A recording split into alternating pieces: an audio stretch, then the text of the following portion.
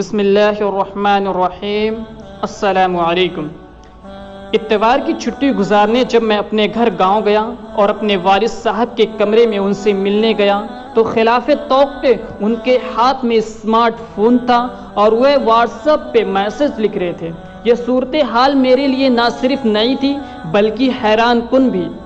حیران ہو کر پوچھا کہ ابا جی لگتا ہے تبدیلی واقعی آ گئی ہے اس عمر میں واٹس ایپ پر؟ ابا جی مسکرائے اور کہنے لگے یہ اتنی بھی بری چیز نہیں۔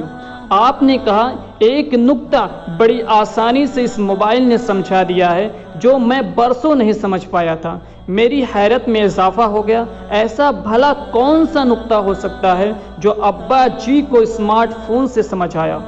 درخواست کی کہ تفصیلات بیان فرمائے تاکہ ہم بھی مستفید ہو سکیں۔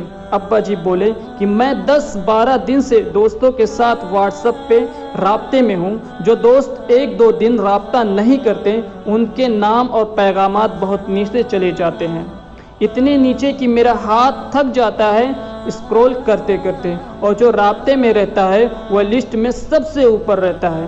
عرض یہ کہ ایسا ہی ہوتا ہے، اس میں کون سی بڑی بات ہے؟ یہ تو ہمیں سالوں پہلے پتا تھا۔ ابا جی کہنے لگے تم نے میری بات پہ غور نہیں کیا۔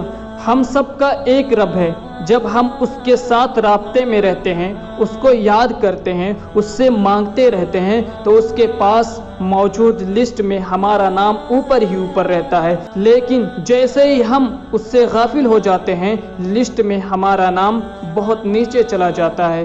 بس میں یہی نکتہ سمجھا ہوں کہ اگر اس کی لسٹ میں نام اوپر رکھنا ہے تو وقتاً فوقتاً اسے کسی نہ کسی طرح یاد کرتے رہنا چاہیے۔